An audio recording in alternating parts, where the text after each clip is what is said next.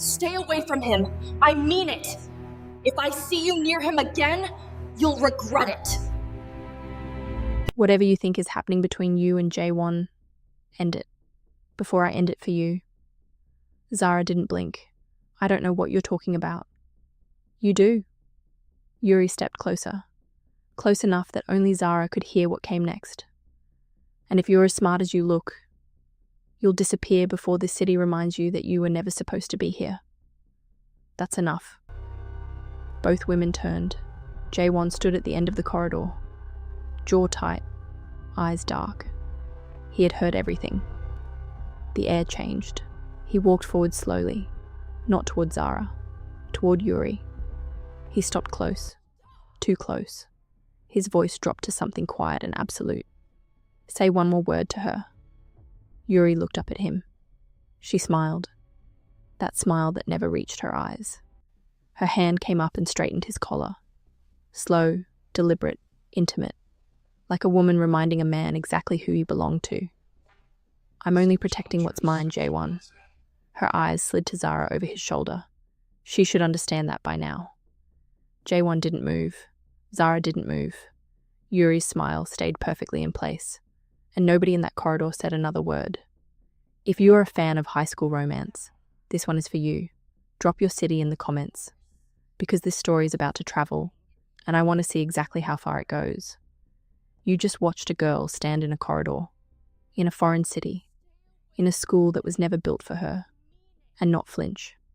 Not once. While the most dangerous woman in the room smiled at her like a warning.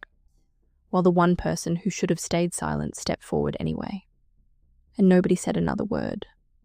That feeling sitting in your chest right now, that is exactly where this story lives. And it has not even started yet. If you have ever been the woman in the room that someone tried to make invisible, you already know Zara. And if you already know that Yuri's smile is the most terrifying thing you have seen today, then you already know you are not going anywhere. Subscribe. Because every single week we come back here and we tell stories of high school romance that will make you feel everything. The tension, the danger, the love that nobody saw coming.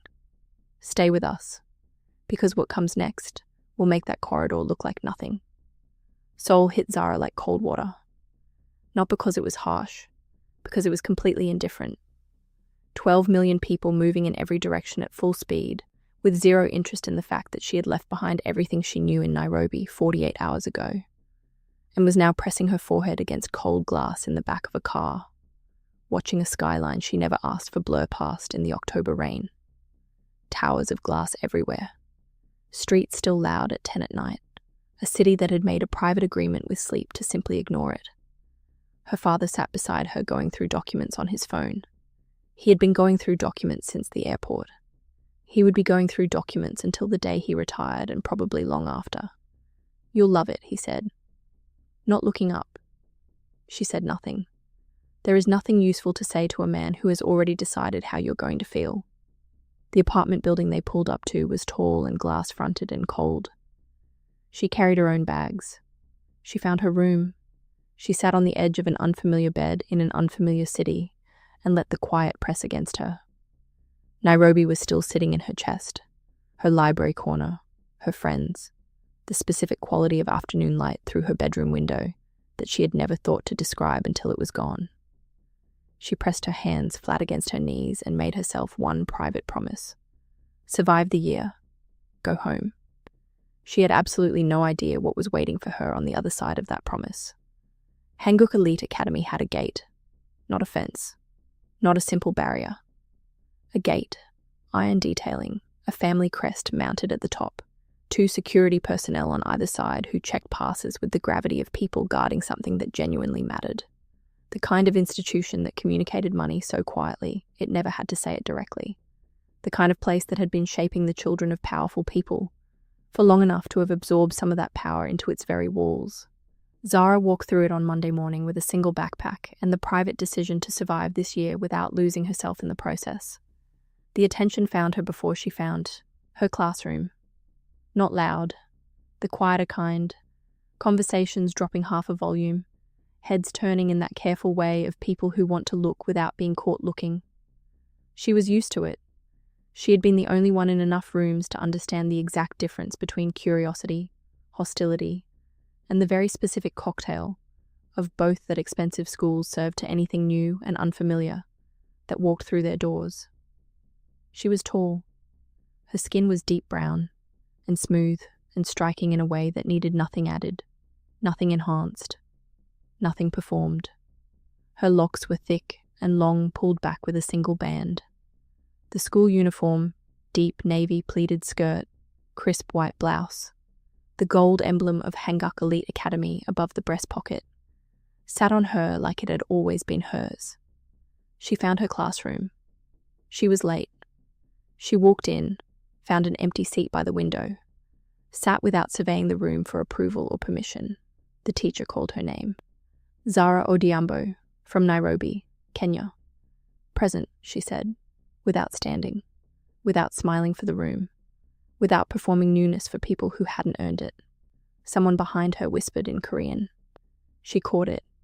She was learning, quietly, in her own time, without announcing it to anyone. She caught enough to understand. She opened her notebook and wrote the date. By lunch, 3 different girls had already explained, sweetly, helpfully, that the seat she had taken this morning belonged to Kwon Jae-won, and perhaps she might want to consider sitting elsewhere tomorrow. Zara looked at the girl delivering this information, then back at her food. He should come earlier, she said, and kept eating. The girl opened her mouth, closed it, walked away. By the time the last bell rang, the story of what the new girl had said had travelled through every corridor in the building and landed in the ear of the one person it was about. Kwon Jae-won heard it from Park Sung-ho in 3 sentences, sitting in a back room with a cold coffee beside him. He said nothing in response, but something shifted in his expression, something quiet, something small. And Sung-ho noticed it immediately and wisely, with years of friendship behind the decision, chose not to say a single word about it. She found the rooftop by accident on her 3rd day, a door at the top of the east stairwell that was supposed to be locked but wasn't. She pushed through it and stopped. The city opened up in front of her like an exhale she hadn't known she was holding. Seoul stretching outward in every direction, towers catching the afternoon light and throwing it back fragmented and golden. The whole impossible sprawling thing laid out below her, like it had never once considered the concept of ending. She stood there for a full moment with the wind moving through her locks, and let herself feel something that was not grief and not loneliness. Something smaller and quieter than both. She sat on the bench. She opened her book. 4 pages in the door opened behind her. She did not look up immediately. When she did, he was already there, standing a few feet away, hands in his pockets, looking at the city with the ease of someone who had stood in this exact spot 100 times and had never once stopped seeing it. She knew who he was before he spoke, not from recognition, from the way the rooftop reorganized itself around him without his asking, from the particular quality of stillness he carried. Not absence, not emptiness, but the deliberate practiced stillness of someone who had learned to take up exactly as much space as they chose, and not 1 inch more. Kwon Jae-won. Tall, sharp-featured in a way that felt almost architectural, every angle precise, every line deliberate, nothing accidental anywhere on him. His dark hair had silver streaks running through it, natural and startling against the dark, the kind of detail that made you look once and kept pulling your eyes back when you weren't paying attention. His uniform sleeves were pushed to the forearm. Along the inside of his left wrist, partially visible, was the edge of a tattoo disappearing beneath the fabric. Dark ink, deliberate, saying nothing, and meaning everything about the world he came from. He glanced at her. She looked back at her book. He sat on the far end of the bench without asking. She shifted. Not away, just repositioning. He was quiet. She was quiet. The city made its noise far below, and the sky was that heavy October grey that was somehow inexplicably beautiful for it. 4 minutes passed. "You took my seat this morning," he said, not looking at her. "You weren't in it," she said, not looking up. Silence. She turned a page. Something moved across his face. the structural suggestion of a smile, there for half a second before he pulled it back. She did not see it. He made sure of that. He left before her. She stayed until the light shifted and walked home and told herself firmly that she had not noticed anything in particular about him. She almost convinced herself. Kwon Jae-won's mythology moved through Hanguk Elite fast and constant. The way myths always move, in pieces, each retelling slightly larger than the last. 21 years old. Only son of Chairman Kwon, head of a business empire that everyone understood, extended into territories that appeared on no official document. Cold in the specific way of someone who had decided at a precise moment in time that closeness was a liability and had quietly shut every available door. His older brother had died 3 years ago. People said this part quickly, like a door they acknowledged but never opened. And whatever that loss had done to him, what came back from it was sealed and silent and entirely unreachable. The syndicate world did not allow grief. Grief was weakness. Weakness was an open door. So he buried it. He buried everything. 3 years later, the seal had become the man himself, and not one person in his life had thought to knock on it. He also had Yuri, his fiancée by family arrangement. She performed the role with flawless precision. What lived behind the performance was a different story entirely. Yuri introduced herself to Zara on a Wednesday, and she did it so warmly, it almost worked completely. She appeared at the cafeteria table with a tray and a smile that could have lit the room, beautiful in the deliberate way of someone who had constructed every detail of herself with intention. Her uniform looked tailored. Her hair was perfect. She was the kind of woman whose presence made other women feel accidentally underdressed simply by existing nearby. Yuri, she said, extending her hand. I've been meaning to find you. Zara shook it. She was already reading her. Warmth real in some places, constructed in others. The eyes behind the smile running a separate calculation from anything the smile itself was communicating. I wanted to make sure someone made you feel welcome, Yuri said. That's kind, Zara said simply. She accepted the friendship, not because she was fooled, because she was smart enough to know that the most dangerous thing in a room is best kept where you can see it. She let Yuri bring her into her circle, small useful things offered freely with a price she couldn't yet calculate. What she did not know was that Yuri was engineering something, placing her, deliberately, surgically, into Jae-won's orbit. Same study sessions, same spaces, same gatherings after school. She built the proximity with the patience of a woman who had been playing long games since before most people her age understood what a long game was. She created the opportunity. She never imagined what would grow inside it. It started with small things. The kind of things that are easy to dismiss one at a time, but impossible to ignore when they begin to accumulate. Zara arrived at the rooftop on Friday expecting it to be empty. He was already there. Same bench. 2 cups of tea from the second-floor vending machine. One sitting unclaimed beside him like it had always been waiting there. She looked at it. She sat down. She picked it up without saying anything. He didn't say anything either. They stayed for 40 minutes in a silence that had stopped being awkward and started being something else entirely. Comfortable in the way that takes time to build and arrives without announcement. When she got up to leave, she felt his eyes follow her all the way to the door without turning around to confirm it. She just knew. She pushed through the door, stood on the other side of it for exactly 1 second, then walked down the stairs telling herself it meant nothing. She had been telling herself that for a week now, and she was running out of conviction. Monday. He was in his seat when she arrived at class. First time since she started. The window seat she had claimed on day 1 was taken by someone else. The only available seat was directly beside him. She walked to it. She sat down. She opened her notebook. He didn't look at her.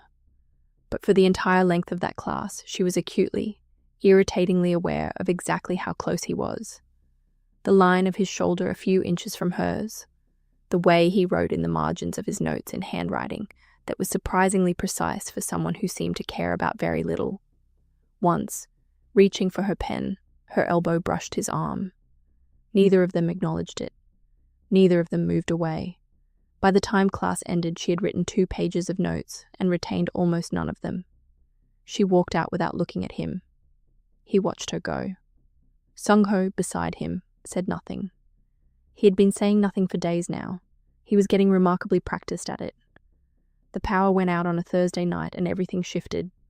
Study session in the library, Yuri's arrangement, which meant the social upper tier of Hanguk Elite had descended on the upper floor, with laptops and expensive notebooks, and the elaborate performance of studying that happens in groups where nobody actually intends to study.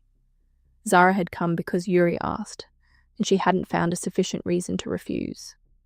When the lights went out, they went completely. 1 second fluorescent brightness, and the next absolute dark, and the chaos was instant. Chairs scraping, phones lighting up, voices colliding. Yuri's voice cut through everything, already directing people toward the emergency-lit corridors with the efficiency of someone who had been managing rooms her entire life. Zara stepped back instead of forward. She pressed herself into the back corner shelves and let the crowd move without her. She had no clear reason for it. She just didn't like moving in a direction because everyone else was. She realized someone else had made the same choice. "The exit is that way," said a voice 2 feet to her left. Quiet, unhurried. "I know where the exit is," she said. "You're not going." "Neither are you." The library emptied. Their voices faded down the corridor and the dark settled around them with actual texture. The specific silence of 2 people alone in a space, and both of them fully knowing it. She could feel the warmth of him 2 feet away. She was acutely, inconveniently aware of exactly how close he was standing. "Why aren't you afraid of me?" he said. Not quite a question. Something he had been carrying and had finally set down. She thought about it. Genuinely. No easy answer. No polished deflection. "I don't know enough about you to be afraid," she said. "I only fear things I understand." Silence. "That might be the most dangerous thing you've ever said to someone like me." "Why?" He didn't answer. He stayed. They both stayed. In the dark, close. Neither of them moving. The library holding them in its quiet like a held breath. And then the power came back. A sudden flood of light. And for 1 unguarded second, before either of them could reconstruct themselves, they looked directly at each other. No armor. No performance. Just 2 people in full light seeing each other clearly for the very first time. Something was there. Something neither of them had placed there on purpose. He picked up his bag, walked to the door, stopped with his hand on the frame, his back to her. "Tomorrow. Rooftop. Bring your book if you want." Gone before she could respond. She stood in the empty library looking at the door. Then she smiled. Small. Private. Gone before anyone could have seen it. Only she was there. Only she knew. She went to the rooftop. She told herself it was for the view. She held that story for approximately 4 minutes, the time it took to push through the door and find him already sitting on the bench with 2 cups of tea waiting. She sat. She picked up the cup. She made a face at it. "I know," he said without looking at her. "It's disappointing." "Every single time," she said. "Then why do you keep buying it?" "Because it's the least disappointing option available." "That," he said, "is a very low bar." "Most things are," she said. He looked at her sideways, and she saw it this time. A real smile. Unguarded. Brief. There for a full, genuine second before he pulled it back. She caught it. And it did something to her chest she was entirely unprepared for and mildly annoyed about. They talked. The conversation moved between small things and significant ones with a naturalness that continued to surprise her. She had expected him to be difficult, closed, performatively mysterious the way powerful boys at schools like this usually were. He wasn't. He was direct when he chose to speak, thoughtful in a way that had nothing to do with impressing anyone. She asked about the city. He told her about a market 20 minutes away that no tourist map would ever show her. She asked if he had ever left Seoul. He said once. She didn't push. He didn't offer. They sat in the easy quiet of 2 people discovering that the same space fits them both without either needing to adjust. Then she asked the question. "Your brother," she said. His whole body changed. Not dramatically, subtly. A door pressing shut from the inside. She felt it more than she saw it. People don't ask me that. I know. Then why are you? Because I think it's the most important thing about you, she said quietly. And I don't want to only know the surface of you. The silence that followed was long. She let it be long. She had learned already that Jae-won needed silence the way most people needed prompting. That the quiet was not absence, but a different kind of presence. The space where the real things lived when they were finally allowed to. He was 2 years older, he said finally. Voice level, carefully level. The voice of a man who has learned to carry something heavy by keeping it perfectly still. He was supposed to inherit everything. He was better at it than I ever was. Better with people, easier with rooms. He could walk into any space and make every single person in it feel like they genuinely mattered to him. And the thing was, he always meant it.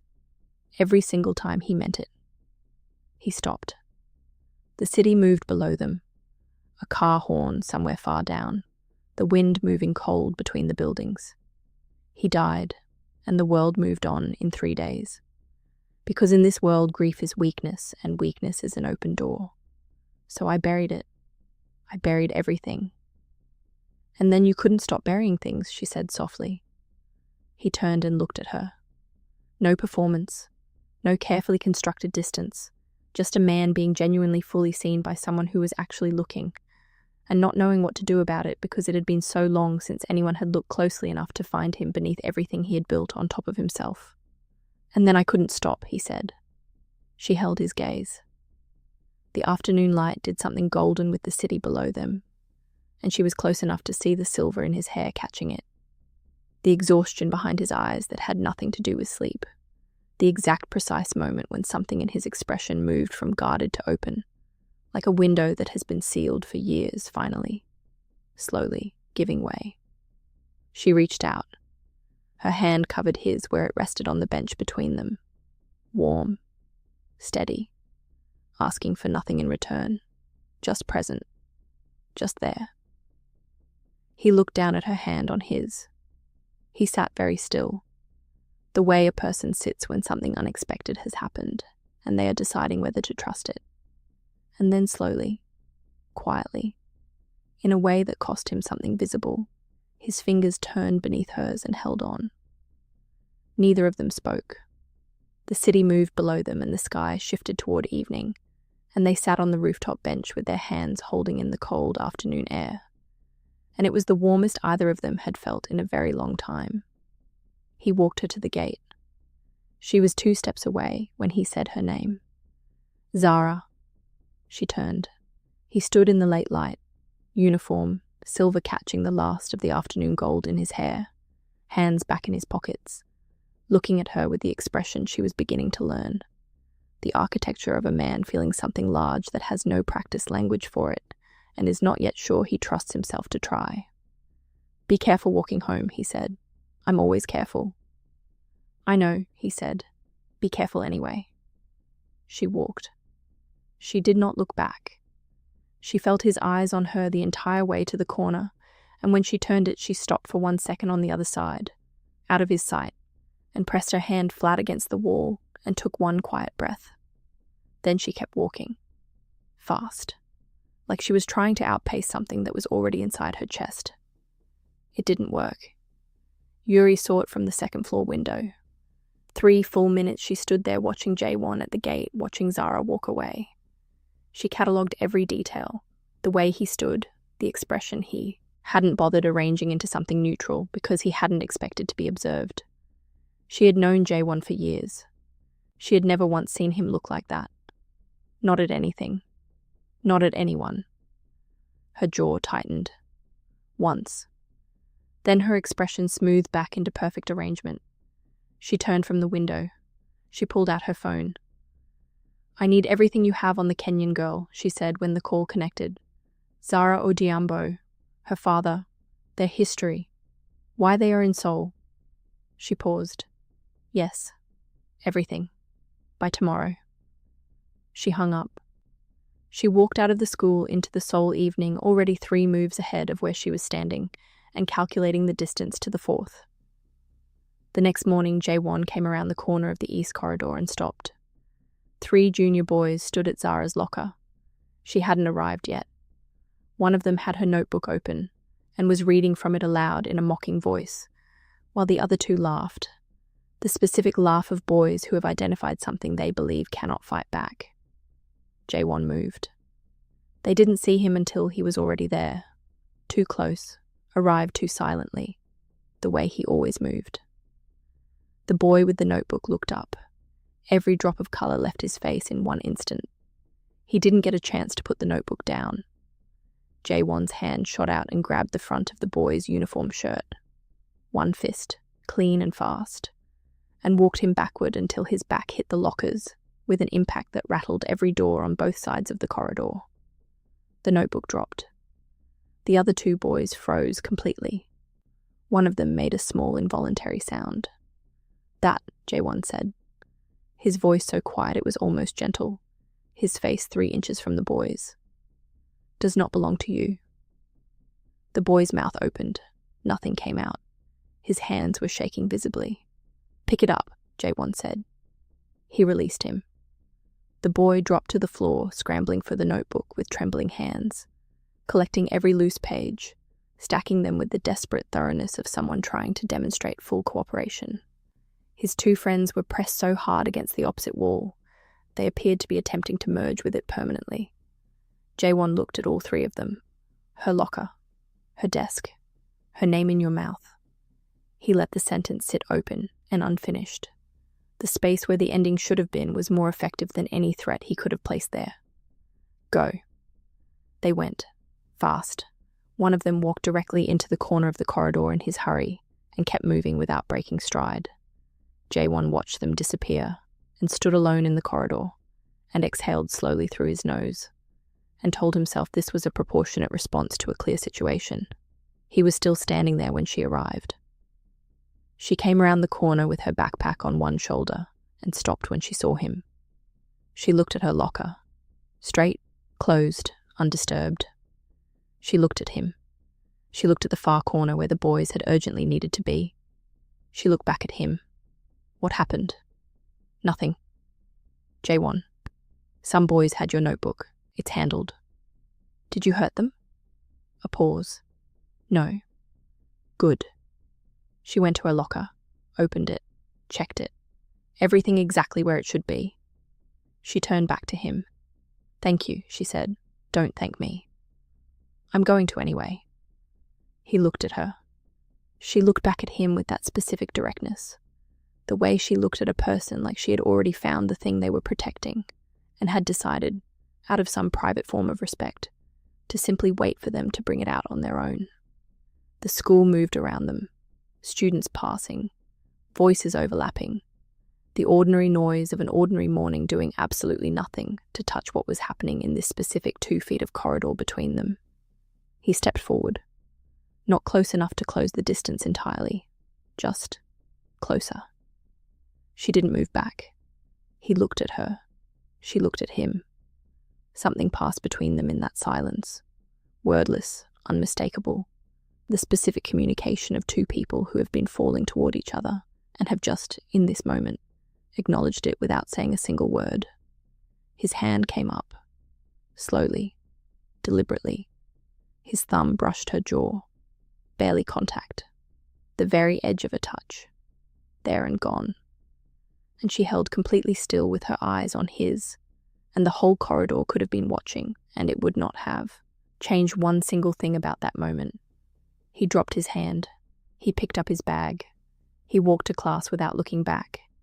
She stood at her locker, her jaw still warm from barely being touched, the feeling of it spreading outward through her chest like heat from a fire she had not seen coming, and could not now pretend wasn't burning.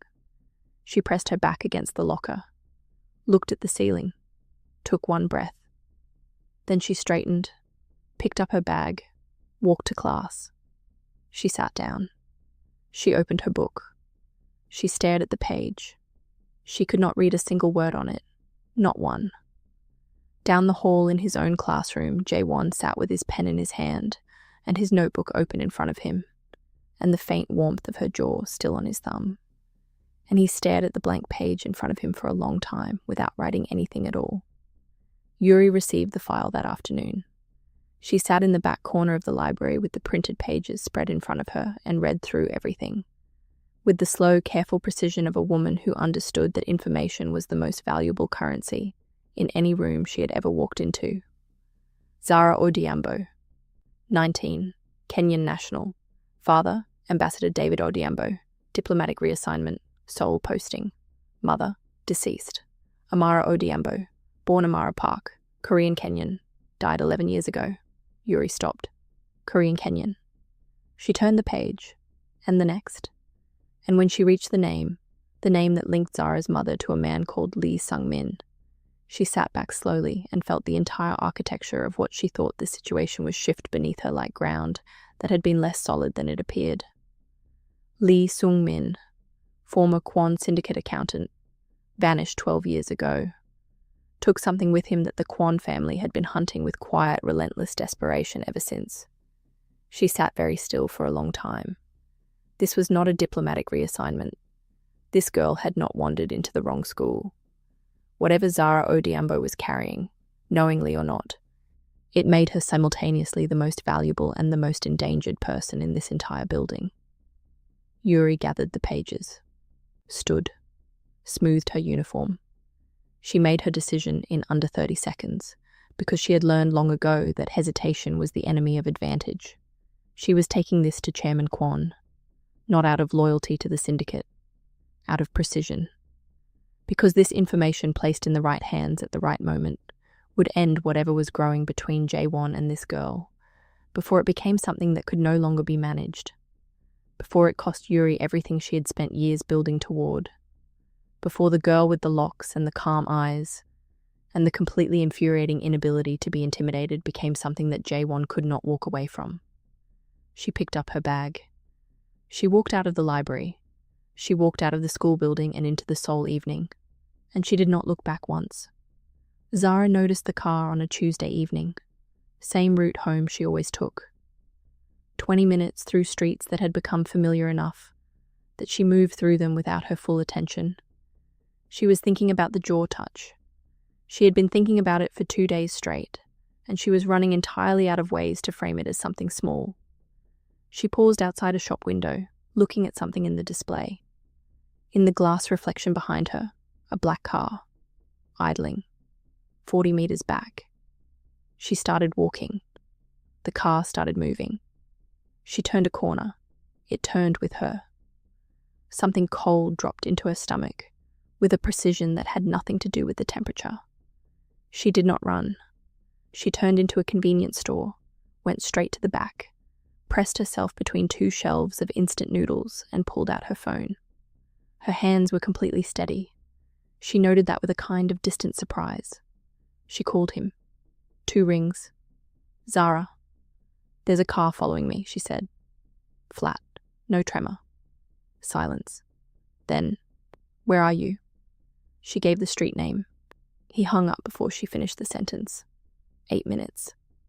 He walked through the convenience store door in 8 minutes, uniform, slightly out of breath in a way he would never acknowledge, his eyes finding her immediately across the store and running a rapid scan of her face, hands, posture, checking for damage before he checked for anything else. Outside, the car was gone. He walked her home anyway. They moved through the streets in a silence that was alert and charged, both of them aware of every car that passed, every shadow that moved wrong, every person who held their position on the pavement half a second longer than felt natural. At the door of her building, she turned to him. I'm fine, she said. I know. You don't have to stay. I know, he said again. His eyes moved once across the street, a fast, clean scan, and came back to her face. Something in the way he was looking at her had shifted from the boy on the rooftop. This was something older, something that had been living underneath everything else and was now, in the specific context of a car that had followed her home through dark streets, no longer interested in staying beneath the surface. Go up, he said. Lock the door. She looked at him for one long moment. Then she went inside. He stood on the street below her window for 20 minutes. She knew because she looked. She stood to the side of the curtain and looked down, and he was there, perfectly still, hands in his pockets, watching the street the way a person watches something they have decided to protect. She stood there watching him watch the street and felt the last thread of the argument she had been having with herself for 2 weeks finally, quietly, give way. She stepped back from the window. She leaned against the wall beside it. She exhaled. She was done pretending this was nothing. There was no version of nothing that looked like this. Outside, he was still standing there, still watching, still not moving. She pressed her palm flat against the cold wall and closed her eyes and stayed like that for a long moment. And then she pushed off the wall and went to make tea and tried, with absolutely no success, to think about anything else for the rest of the night. He came to her the next morning with a photograph, not from her locker, a different one, printed, slightly grainy, a man in a dark coat standing directly outside her apartment building. Surveillance quality, close enough that whoever took it had wanted it to be found. His name is Shin Tae-young, Jae-won said. His voice was controlled in the specific way she had learned to read, the way it sounded when something was running fast and hard underneath the surface, and he was keeping everything still by force of will alone. He works for the Shin family, a rival syndicate. Zara looked at the photograph, then at him. Why would a rival syndicate be watching me? 1 beat of silence. 1 beat too long. Jae-won, I'm looking into it. That is not what I asked you. He held her gaze. She held his back, steady, patient, giving him nothing to hide behind, not softening the question, not offering him the exit of a changed subject. This, the complete patient refusal to accept less than the full truth from someone she had decided to trust, was the thing about her that got beneath every single defense he had built. Every time, without fail. I have a suspicion, he said carefully, but I need to confirm it before I tell you something that frightens you for the wrong reasons. I don't frighten easily. I know that. He looked at her, the weight of something unspoken moving visibly across his expression. A man standing between a person he cares about and something he cannot yet fully name or stop. Trust me for a little longer. I will tell you everything the moment I know what everything is. She looked at him for a long moment. She was weighing something. He could see her doing it. He stood still and let her do it, and did not try to fill the silence with anything easier. Okay, she said. Okay. I trust you, she said. Simply, directly. The way she said everything that mattered, like the words had been considered and chosen, and meant precisely what they said, and nothing more and nothing less. Don't make me regret it. The weight of those words landed on him in a way he hadn't expected, and couldn't entirely absorb standing upright in a school corridor at 8 in the morning. He had been trusted before, by the syndicate, by his father, by people who trusted him because they had no real alternative. This was different. This was a woman with every reason to protect herself from him choosing, with her eyes completely open, to hand him something real anyway. I won't, he said. 2 words, quiet and absolute, and carrying the full weight of a promise from a man who had not made one in 3 years and knew exactly what it cost him to make one now. He picked up his bag. He walked to class. She stood in the corridor after he was gone and looked at the space where he had been standing, and understood with complete clarity that whatever was happening between them had long since passed the point where either of them could walk it back even if they wanted to. And somewhere across the city, in a room she had never been in front of a man she had never met, a file with her name on it was already open on a desk, delivered there that morning, by Yuri. And the chairman had already made his first call. The call came at 6 a.m. Jae-won was already awake. He had been awake since 4, sitting at his desk in the dark with the photograph of Shin Tae-young in front of him, and his phone face down beside it, and the specific restlessness of a man who has a feeling about something, and is waiting for the information to catch up with it. His father's number lit up the screen. He picked up on the second ring. My office, before school. The call ended. Jae-won sat for a moment in the dark. Then he stood, straightened his uniform, and walked out into the grey Seoul morning with the particular stillness of someone walking towards something they already know is not going to be good. Chairman Kwon's office was on the 42nd floor of a building that appeared on no syndicate registry and every financial one. Floor-to-ceiling windows. The city spread out below like a map of everything the man had spent 40 years deciding to own. He was standing at the window when Jae-won walked in, hands clasped behind his back, grey at the temples. The stillness of a man who had won enough confrontations to stop needing to look like he was winning them. He didn't turn around immediately. "Sit down." Jae-won sat. His father turned. He walked to the desk. He placed a folder on the surface between them and slid it forward without opening it. "The Kenyan girl." Jae-won looked at the folder. He did not reach for it. "What about her?" he said. "Open it." He opened it. He read. He read the whole thing slowly, from the first page to the last, and kept his face completely still the way he had learned to keep it still in this room, in front of this man, since he was 15 years old. Zara's name, her mother's name, Lee Sung-min, the ledger, the chip, the Shin family's movements, the timeline of how a Kenyan diplomat had ended up in Seoul with his daughter, who had been carrying the key to dismantling the Kwon Empire behind her left ear for 11 years without knowing it existed. He closed the folder. He looked at his father. "She doesn't know," he said. "That is irrelevant." "It is entirely relevant." His father's eyes moved over him with the expression of a man recalculating something he thought was already settled. "She is a liability. She is a target. And you have been spending time with her in ways that have been noticed by people who do not need to be noticing anything." He paused. "Handle it. Or I will handle it myself." Jae-won looked at his father for a long moment. He stood up. He picked up the folder. "I'll handle it," he said. He walked out.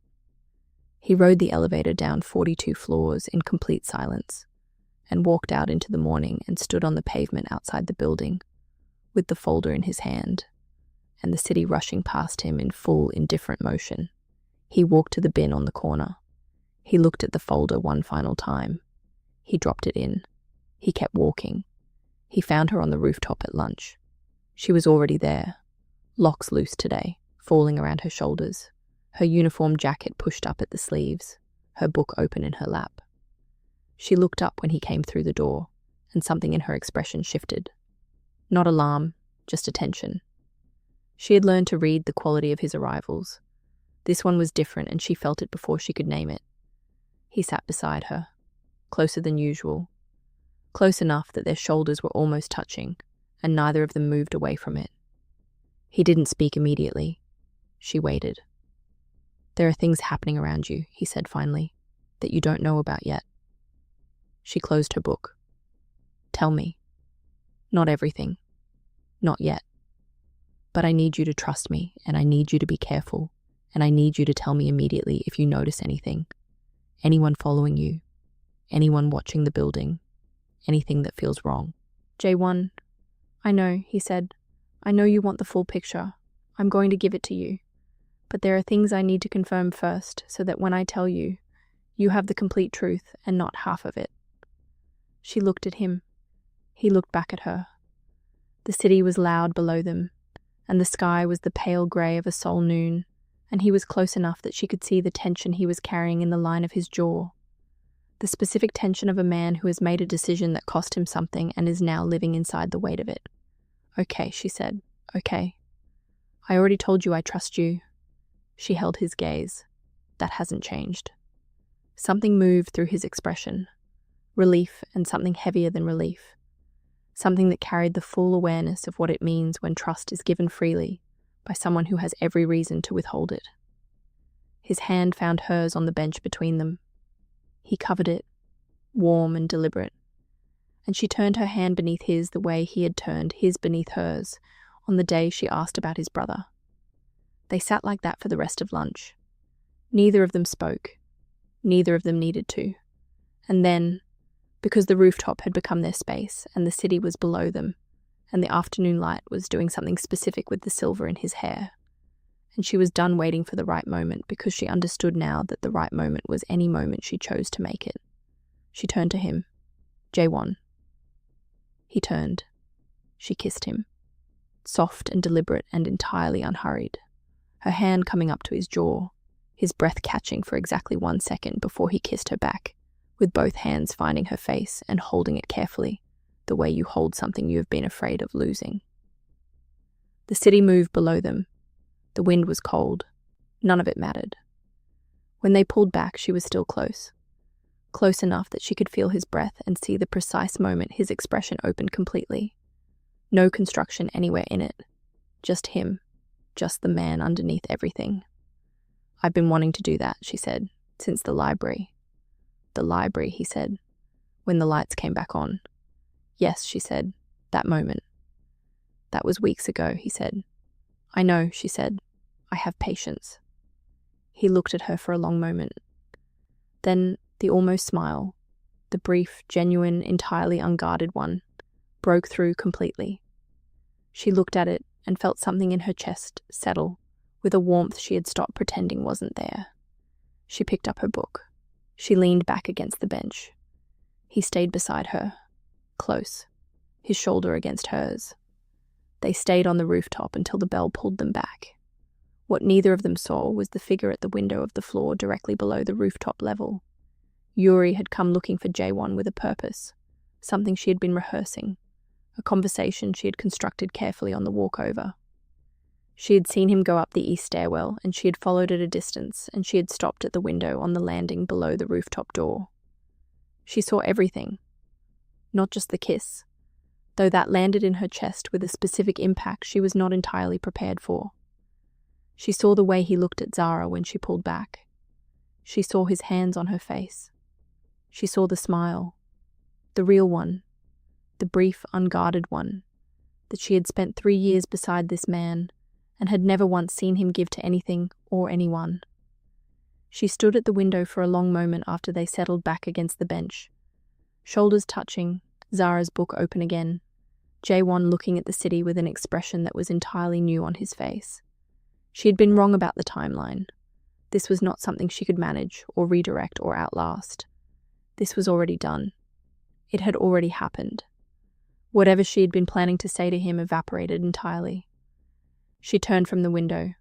She walked down the stairs. She pulled out her phone before she reached the bottom.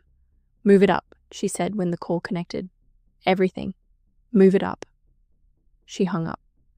She walked back into the school and smiled at the first person she passed, and the smile reached exactly as far as it always did. The Shin family moved 3 days later. Jae-won's security detail, 2 men assigned to watch Zara's building without her knowledge, reported 2 things simultaneously at 7 in the evening.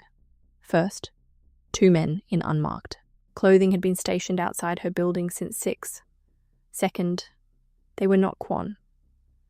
Jae-won was out of his apartment in under 4 minutes. He found her in the convenience store. Second shelf from the back, instant noodles on one side, her phone in her hand. Her expression doing that thing it did when she was managing something difficult with complete outward composure. She looked up when he came through the door. Again, she said, different men this time. She absorbed that. Different family. Yes. How many families are watching me, Jae-won? The question landed flat and direct. He held her gaze. 2, he said. The silence that followed had a shape to it. She looked at him in the fluorescent light of the convenience store, and he looked back at her, and outside Seoul moved past the window with its complete indifference to the fact that everything between them was about to shift. "Tell me," she said. "Everything. Tonight." "Tonight," he agreed. He looked at the window. "My car. Now." She walked to the door without asking where they were going, because she had already decided she trusted him, and she was not the kind of woman who made decisions and then unmade them out of fear. Outside his car was waiting. Tinted windows. She got in. He got in beside her. They drove through Seoul in the dark, and he told her. The outline of it first, carefully. Her mother's connection to Lee Sung-min, the ledger, the 2 syndicates. The reason her father's reassignment to Seoul was not a coincidence. She listened without interrupting, completely still, eyes straight ahead. When he finished, she was quiet for a long time. "My father," she said finally. "Does he know?" I don't know yet. The thing they're looking for. Do you know where it is? A pause. One beat too long. She turned and looked at him. She read him, completely, without mercy, and saw the thing he wasn't saying sitting right behind his eyes. She filed it away without pushing it. Take me home, she said. Come up. Tell me the rest. Zara's phone buzzed as they rode the elevator up to her floor. She looked at the screen. Unknown number. A message. 3 lines. No introduction. No name. Whatever he has told you, ask him what he hasn't told you yet. Ask him about the chip. Ask him why he knows exactly where it is when he told you he was still looking into it. Some people protect you because they care. Some people protect things that are useful to them. Make sure you know which one this is. She read it twice. Then she showed it to Jae-won. He read it. His jaw tightened once. He looked at the number. Yuri, he said. I know, Zara said. The elevator opened. They stepped out. She's not wrong, Zara said quietly as they walked to her door. There are things you haven't told me yet. I've known that since the car.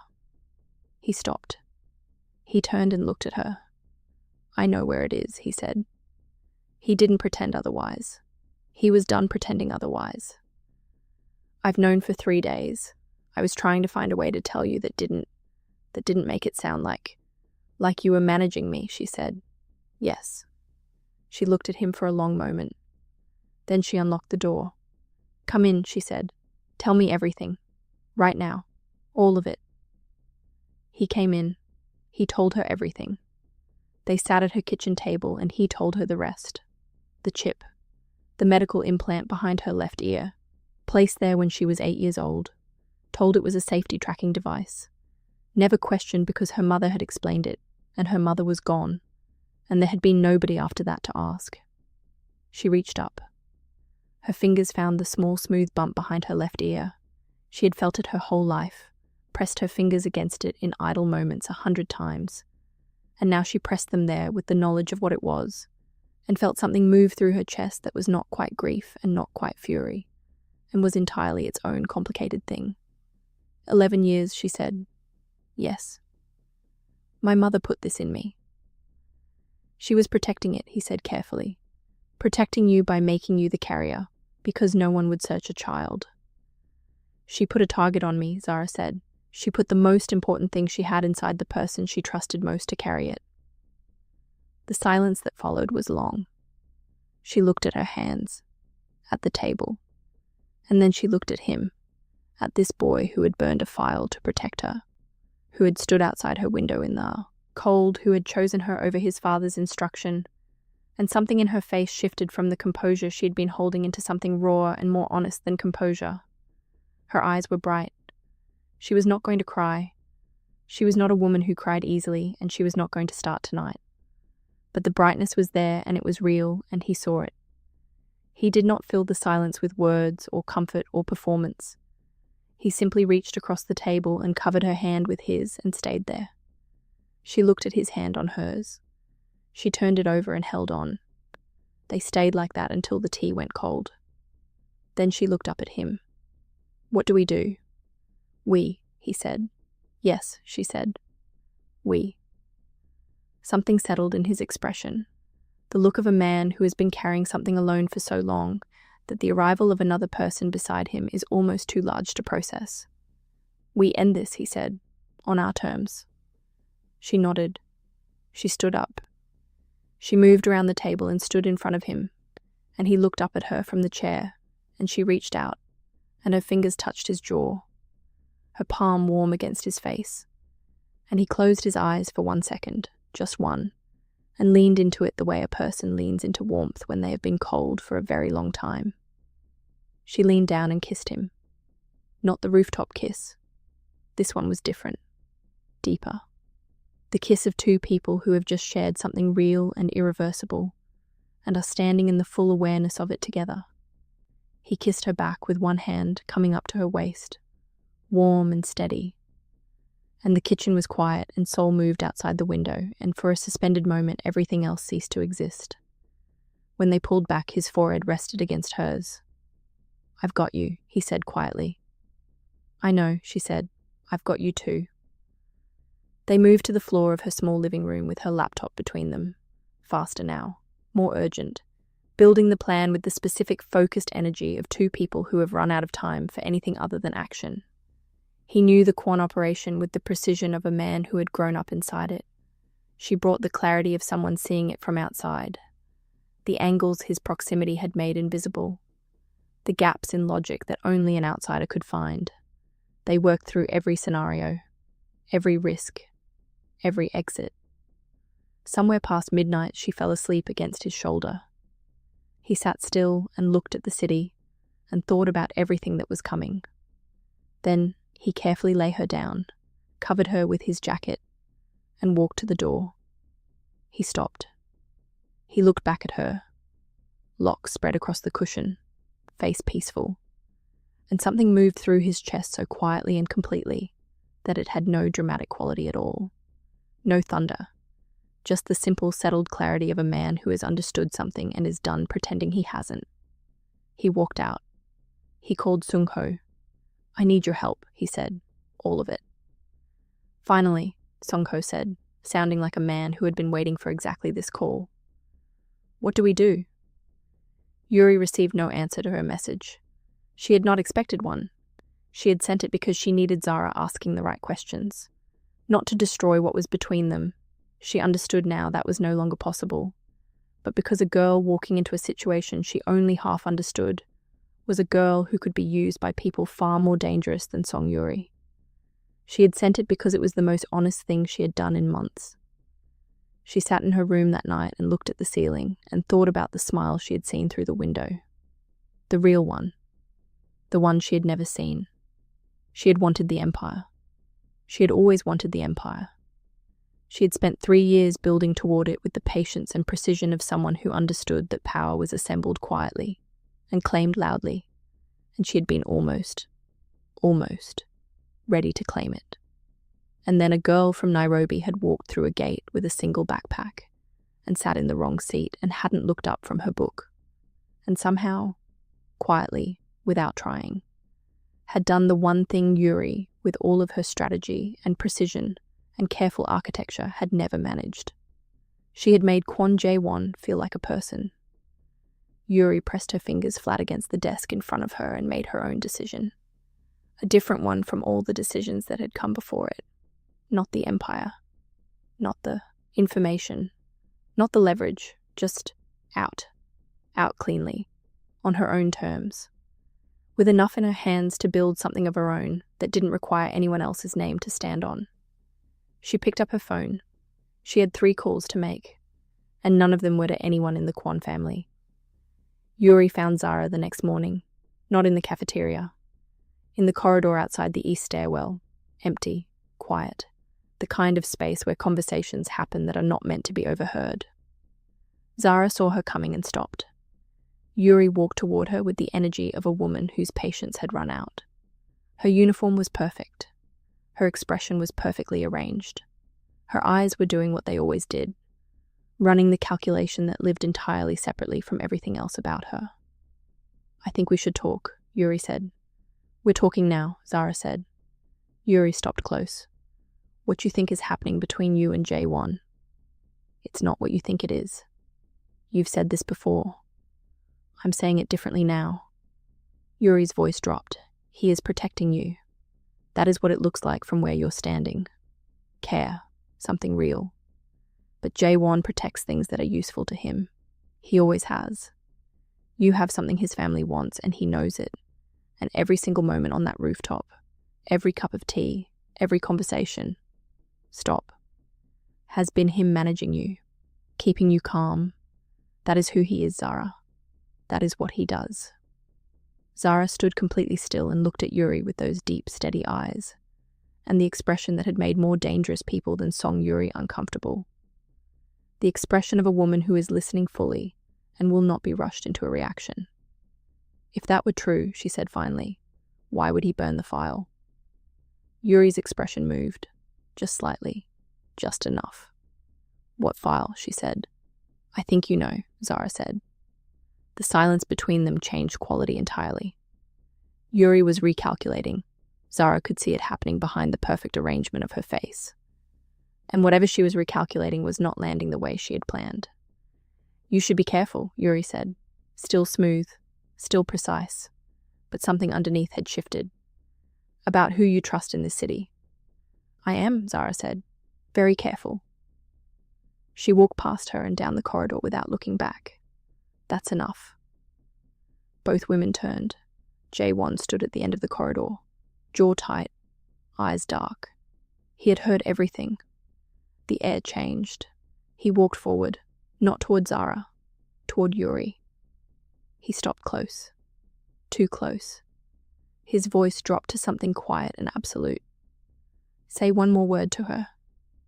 Yuri looked up at him. She smiled, that smile that never reached her eyes. Her hand came up and straightened his collar, slow, deliberate, intimate. The tattoo on his wrist was visible between his sleeve and his hand. Dark ink, a mark of the world she had spent years attaching herself to. "I'm only protecting what's mine, Jae-won." Her eyes moved to Zara over his shoulder. She should understand that by now. "I know about the copy you made," he said. His voice was so quiet it was almost gentle. "I know where you sent it. And if you go near her again, one more word, one more step in her direction, I will make sure my father knows exactly what you've been doing with his information and exactly who you've been sharing it with." Yuri's smile stayed in place, but her hand dropped from his collar. "We understand each other," Jae-won said. He stepped back. He turned to Zara. She was looking at him with an expression he hadn't seen on her before. Not fear, not gratitude, something more complicated than both. The expression of a woman recalibrating. "I knew about the copy," she said quietly. "I've known for 2 days. I was waiting to see what you would do about it." He looked at her. "And you did exactly what I thought you would." Something settled between them in the corridor, not loud, not dramatic, just the particular settling of something that has found its level. Behind them, Yuri stood perfectly still, watching two people communicate in a language she had no vocabulary for, and feeling, for the first time in as long as she could remember, like she was on the outside of a room looking in. She picked up her bag. She walked away. Nobody watched her go.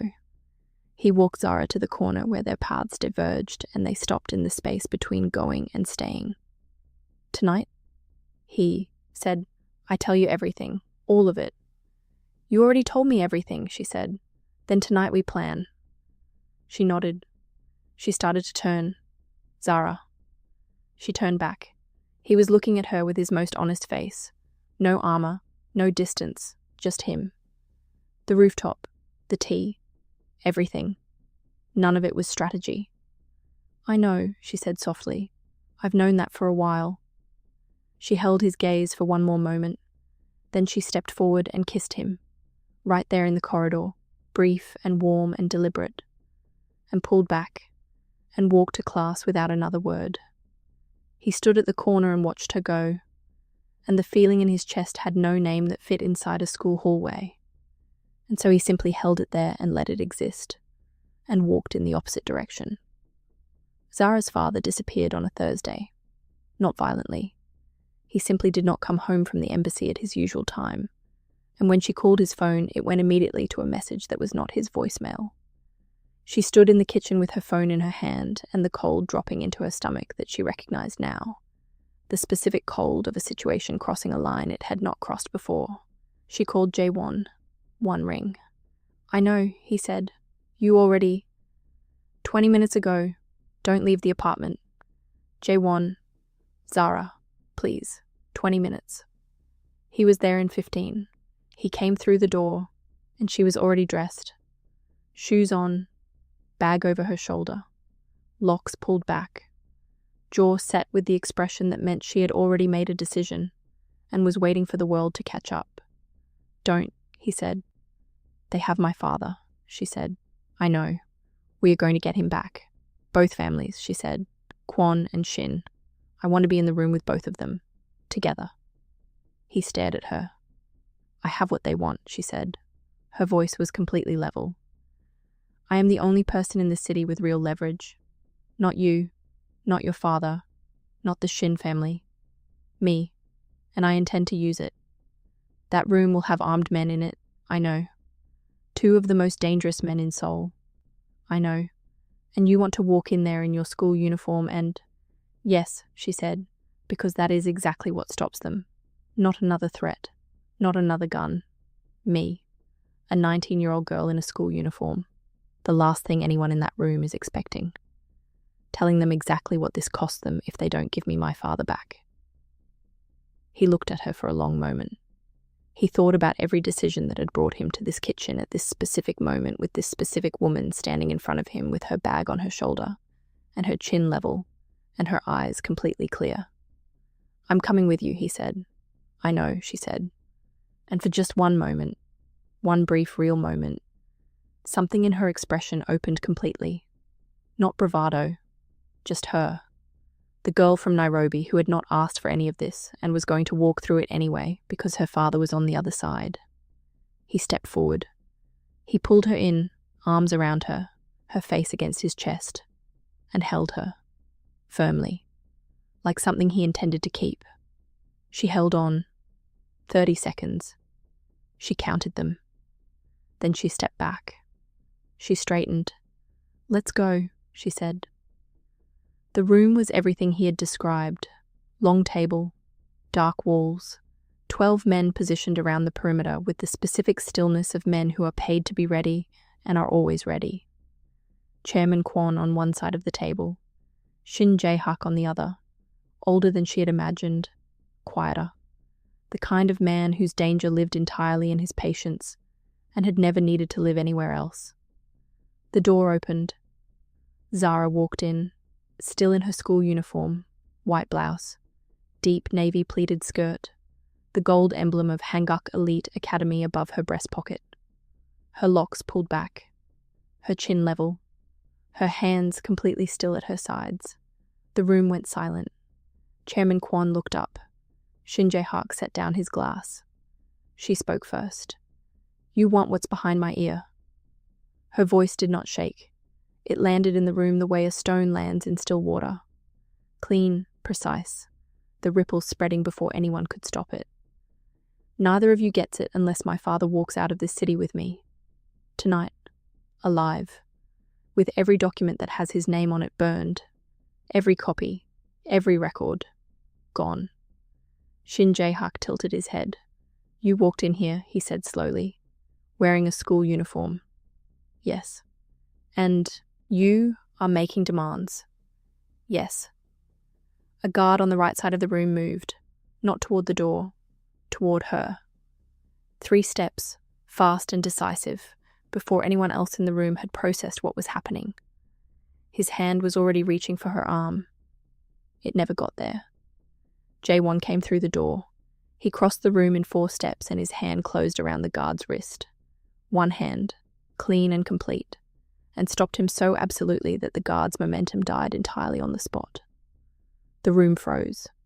Every man in it recalibrated simultaneously.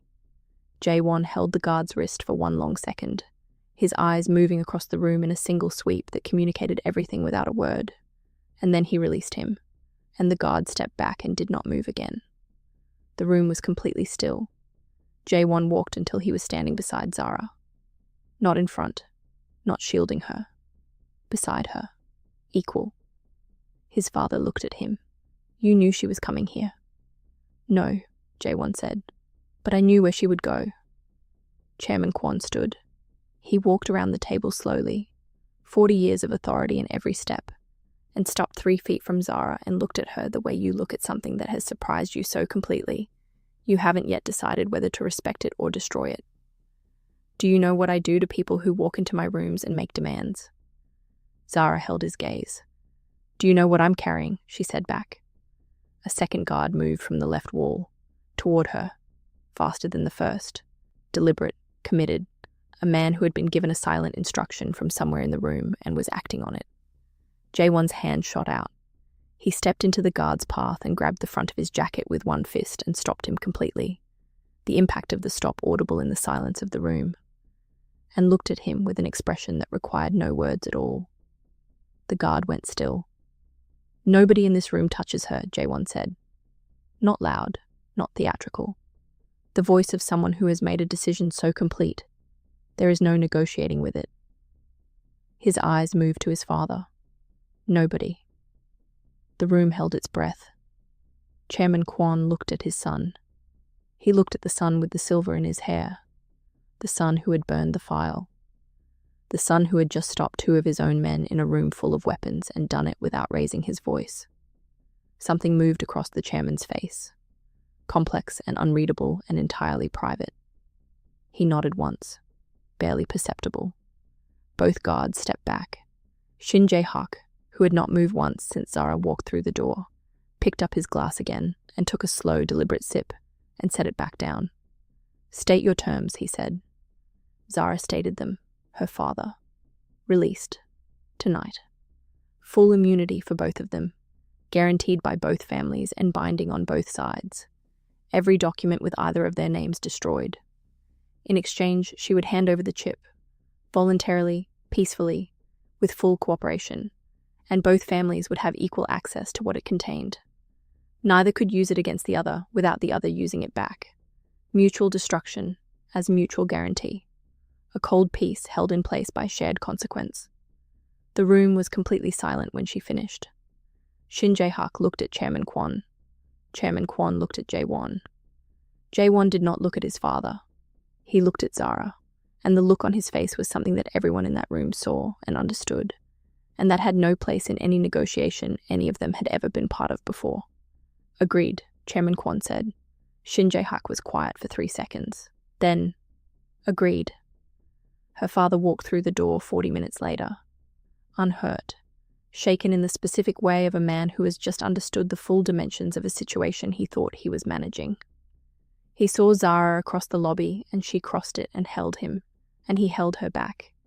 And they stayed like that for a moment. That was entirely and completely theirs. When she stepped back, her father looked over her shoulder at Jae-won, standing 10 feet away. Jae-won met his gaze, held it. Her father looked at his daughter, then back at the boy. He said nothing. But something in his expression settled. The particular settling of a man who has looked at a situation and understood it completely, and made his peace with what he has understood. Yuri was waiting in the lobby when they came down. She stood near the far wall, not blocking the exit, not moving toward them, simply present in the space the way she had always been present in spaces, watching, calculating. But something was different tonight. Her expression had lost the perfect arrangement she had maintained since the first day Zara had set foot in Hanguk Elite. She looked, for the first time since Zara had known her, like someone who had played a very long game and had just reached the end of it, and found something she had not planned for waiting there. She looked at Zara. "You actually did it," she said. Not hostile. Almost. Something like recognition. "Yes," Zara said. Yuri looked at Jae-won. Something passed between them, the specific wordless exchange of two people who have known each other for years, and are now standing at the end of something. "I wanted the Empire," Yuri said. "I was never in love with you. You know that." "I know," he said. "I hope that, whatever this is," her eyes moved to Zara and back, "I hope it's worth what it cost you." "It is," he said, without hesitation, without calculation. Just the clean, direct answer of a man who is done performing uncertainty he doesn't feel. Yuri looked at him for one long moment. Then she picked up her bag. She walked to the door. She pushed through it into the Seoul night and was gone. Not defeated exactly, but finished. Moving on to whatever she had been building toward that had never actually required Kwon Jae-won to work. The door closed behind her. Zara looked at the door for a moment. Then she looked at Jae-won. "She'll be fine," Zara said. "I know," he said. "She always is." They stood on the steps outside. Her father had gone upstairs. The cars were gone. The city moved around them with its full, ordinary noise as if nothing had happened in a room upstairs 20 minutes ago that had quietly rearranged the balance of power between two of the most dangerous organizations in Seoul. Zara stood on the second step. Jae-won stood at the bottom, eye level with each other for the first time. The night was cold. The city was lit everywhere, glass and light and motion in every direction. His silver-streaked hair was catching the light from the building behind her, and he was looking at her with his most honest face. No armor, no distance, no performance, just him. Just the man who had turned his fingers beneath hers on a bench and burned a file in a corner bin and stood beside her in a room full of guns and chosen her in front of his father with the full understanding of what that choice cost. "You could have let me handle it," he said. "I know," she said. "You didn't need me in there." "I know that too." She looked at him. "But I wanted you there, beside me, not in front, beside." He looked at her for a long moment. "If I wasn't the heir," he said, "if none of this had happened, would you have looked up from your book?" She thought about it, genuinely. The way she thought about everything that mattered, fully, without rushing. Eventually, she said. He almost smiled. The real one. The brief, genuine, entirely unguarded one that she had decided on the first day she saw it, that she intended to spend considerable effort producing again and again for as long as she possibly could. She came down the step. She stood in front of him. She reached up, and her hand came to his face. His jaw, her palm flat against it. And he closed his eyes for 1 second, and leaned into it with the complete surrender of someone who has been cold for a very long time, and has finally, stopped pretending they aren't. She kissed him. And this one was different from all the others. This one was not tentative and not urgent, and not weighted with everything unsaid. This one was settled, warm and certain, and entirely unhurried. The kiss of two people who have walked through something real together, and have come out the other side of it still standing, still choosing each other, still here. He kissed her back with both hands, finding her face and holding it, and the Seoul night moved around them with its lights and its noise and its 12 million people, and none of it touched them. When she pulled back, she stayed close, her forehead against his. "Don't disappear," she said. "I'm not going anywhere," he said. She believed him. She stayed. If you made it to the end of this story, then you watched a girl walk into the most dangerous room in Seoul in a school uniform and negotiate for everything that mattered to her. You watched a boy choose a person over an empire. You watched two people fall in the specific quiet way that real things fall. Not loudly, not dramatically, but in stolen rooftop hours and cold cups of tea and hands held in the afternoon, and one jaw touch in a school corridor that changed everything. Some of you watching this right now are in the middle of your own version of that. Not the syndicates, the other part. The part where you are standing in a city that doesn't feel like yours yet, trying to figure out if the thing you feel is real or just the result of being somewhere new and slightly afraid. Zara figured it out. It was real. Drop your city in the comments. Let us see where this story traveled today. Share it with someone who needs to be reminded that being truly seen is possible, that it can find you when you least expect it, in the most unlikely place, on the most ordinary day. Subscribe, because every single week we come back here and we tell stories about love that shows up in the middle of danger and chooses to stay anyway. She stayed. We will too. Subscribe. We are just getting started.